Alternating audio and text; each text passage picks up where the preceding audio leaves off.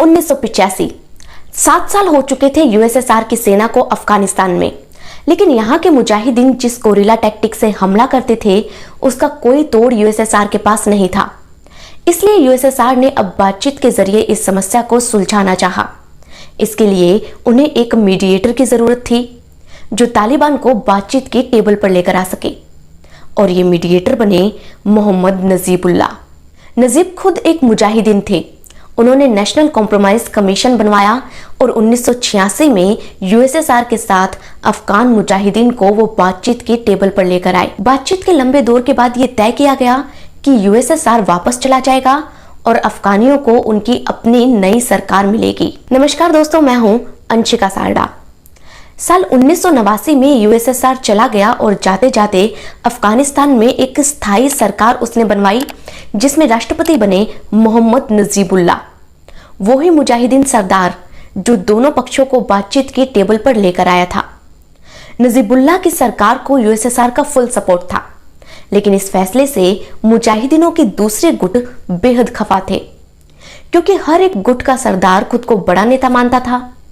ऐसा ही एक मुजाहिदीन सरदार था मुल्ला सलाम अब्दुल ज़ाइफ।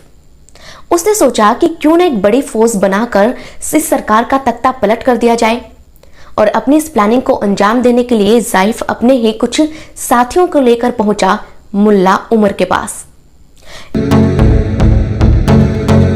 यहां पर मुल्ला उमर के बारे में समझना बहुत ज्यादा जरूरी है, क्योंकि यही वो शख्स है जिसने तालिबान को पैदा किया। तालिबान ने अपनी वेबसाइट पर भी इसके बारे में बहुत कुछ लिखा है, जिसमें बताया गया है कि मुल्ला उमर का जन्म 1960 में कंधार के चाह-ए-हिम्मत नामक गांव में हुआ था। मुल्ला तोमजी कबीले से आता था। पिता की मौत के बाद उसका पूरा परिवार उरुज़गान प्रांत में आ गया था और मुल्ला बड़ा होकर मदरसे में पढ़ाने लगा। लेकिन यूएसएसआर के साथ लड़ाई के दौरान मुल्ला मदरसा छोड़कर मुजाहिदीन बन गया। कहते हैं कि मुल्ला उमर को जान की कोई परवाह नहीं थी, वो तो अपनी जान हथेली पर लेकर घूमता था। इसीलिए यूएसएसआर के साथ लड़ाई में वो 4 बार घायल हुआ। गोली लगने से उसकी दाईं आंख भी फूट गई थी, लेकिन फिर भी हर बार वो यूएसएसआर की सेना पर हमला करता, और यूएसएसआर के जाने के बाद वो फिर से मदरसे में पढ़ाने लगा था। ज़ाइफ का आइडिया मुल्ला को बहुत पसंद आया और दोनों ने एक नया संगठन बनाने की सोची। मुल्ला मदरसे में टीचर था और ब्रेन वॉश करने में माहिर था। उसने छात्रों को एक ही झटके में अपने मिशन के लिए तैयार कर लिया।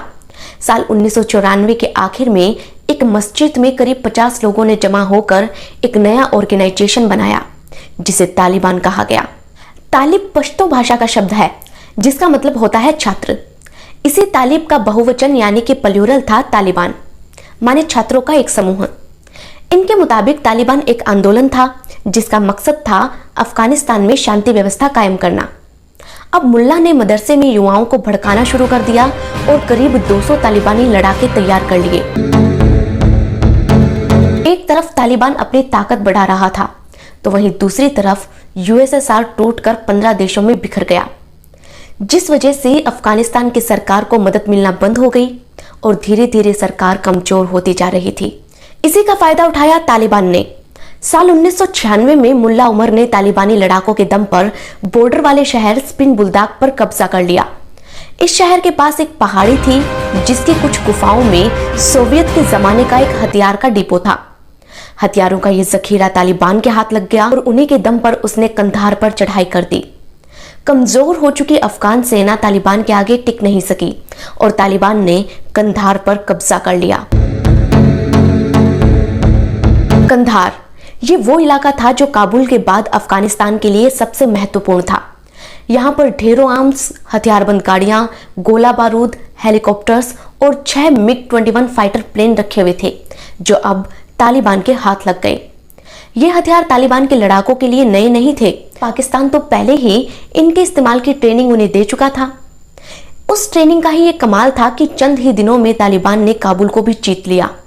कहते हैं कि तालिबान ने मोहम्मद नजीबुल्लाह को पकड़कर ट्रक के पीछे बांध दिया और काबुल की गलियों में घसीटते रहे। लोगों ने आखिरकार उनके और उनके भाई का शव काबुल के चौराहे पर लटका हुआ देखा।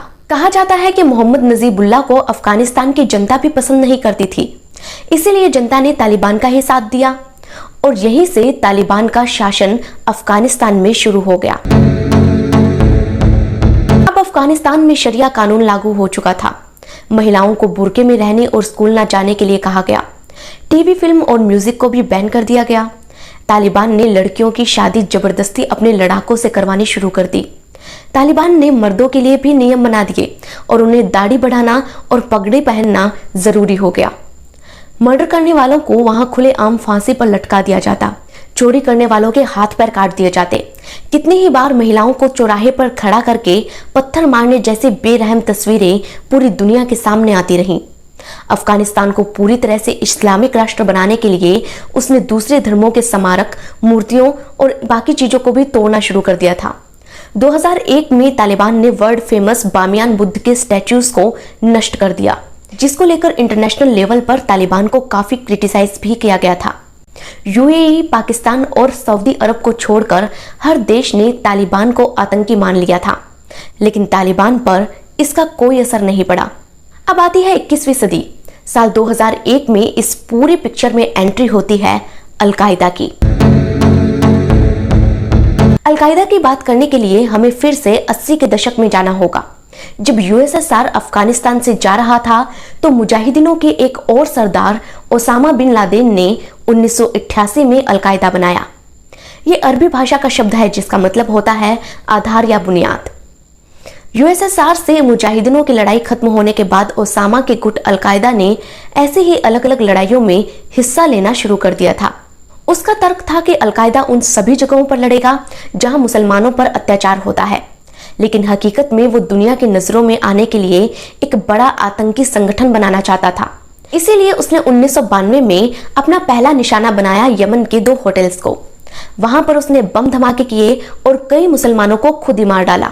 दुनिया को दम दिखाने के लिए 8-10 सालों तक अल-कायदा इसी तरह से छोटे बड़े बम धमाके करता रहा, लेकिन साल 2001 में आखिरकार उसे वो मौका मिल ही गया जिसका उसे इंतजार था। अल-कायदा के आतंकियों ने एक प्लेन को हाईजैक कर लिया और 11 सितंबर की दोपहर को अमेरिका के वर्ल्ड ट्रेड सेंटर से उसने उस प्लेन को भिड़ा दिया। देखते ही देखते एक बेहद ऊंची इमारत टुकड़ों में बिखर गई और 3000 से भी ज्यादा लोगों की मौत हो गई। दुनिया के सबसे ताकतवर देश अमेरिका पर यह अब तक का सबसे बड़ा अटैक था और इसी वजह से अमेरिका और अल-कायदा खुलकर एक दूसरे के आमने सामने आ गए। इस हमले की जिम्मेदारी अल-कायदा ने ली थी और अमेरिका ओसामा बिन लादेन की दिन रात तलाश कर रहा था। अमेरिकी इंटेलिजेंस को ये पुख्ता जानकारी मिली थी कि ओसामा बिन लादेन अफगानिस्तान में है। अमेरिका ने तालिबान से कहा कि उसे ओसामा चाहिए, लेकिन अमेरिका के बनाए हुए इन मुजाहिदीनों ने ही उसे एक तगड़ा झटका दे दिया। इन्होंने साफ झूठ कह दिया कि ओसामा अफगानिस्तान में है ही नहीं। उल्टा अमेरिका से ये तक कह दिया कि वो लादेन के खिलाफ सबूत लेकर आए। अमेरिका समझ गया कि ये आतंकी किसी के सगे नहीं हैं और उसने तालिबान से बदला लेने की ठान ली। 7 अक्टूबर 2001 अमेरिकी सेना ने अफगानिस्तान पर ताबड़तोड़ हमले शुरू कर दिए। काबुल, कंधार और जलालाबाद में तालिबान और अल-कायदा के ठिकानों को निशाना बनाया गया। अमेरिकन फोर्सेस ने सबसे पहले तालिबान के फाइटर जेट्स को खत्म किया। 13 नवंबर को फोर्सेस काबुल में घुस गई और तालिबान को भागना पड़ा। सिर्फ 2 महीने में ही अमेरिका ने तालिबान को घुटनों पर ला दिया और अब इस पूरे इलाके में अमेरिका का कब्जा हो गया था। लेकिन अमेरिका मुल्ला उमर और ओसामा बिन लादेन को अभी तक नहीं पकड़ पाया। अमेरिका की फोर्स लगातार तालिबानियों को खोज खोज कर मार रही थी, जिससे तालिबान कमजोर पड़ गया, लेकिन खत्म वो अभी भी नहीं हुआ था। साल 2004 में इस देश ने नया संविधान अपनाया और यहां पर इलेक्शन हुए। 7 दिसंबर 2004 को दुर्रानी कम्युनिटी के हामिद करजाई अफगानिस्तान के नए राष्ट्रपति बने। अब इस वक्त में नाटो फोर्सेस अफगानिस्तान में तैनात हो गई। मुल्ला उमर अपने लड़ाकों के साथ कहीं छिप गया और कुछ रिपोर्ट्स बताती हैं कि वो अमेरिकी सेना के एयरबेस के बिल्कुल नजदीक छिपा था। ओसामा बिन लादेन पाकिस्तान भाग गया था और अमेरिका और उसके साथ के कई देशों की सेनाएं अफगानिस्तान में हुई तबाही को समेटने के मिशन पर काम करने लगी, लेकिन तालिबान ने उन्हें ऐसा नहीं करने दिया। विश्व की इन ताकतों को कमजोर पड़ते हुए तालिबान ने कैसे रोका, कैसे तालिबान ने अमेरिका को हराया और कैसे तालिबान ने हारी हुई बाजी को पलट कर रख दिया, इन सभी सवालों का जवाब हम आपको बताएंगे हमारे अगले वीडियो में। लेकिन तब तक आप हमें ये बताएं कि आपको हमारा ये वीडियो कैसा लगा और आप हमें कहां से देख रहे हैं। अगर आपको ये रिपोर्ट पसंद आई हो तो इसे जरूर से शेयर करें दोस्तों। हमारे चैनल को याद से सब्सक्राइब कर लीजिए। इस रिपोर्ट के तीसरे और आखिरी चैप्टर के साथ हम फिर हाजिर होंगे। तब तक के लिए आप अपना ख्याल रखिए, खुश रहिए, धन्यवाद।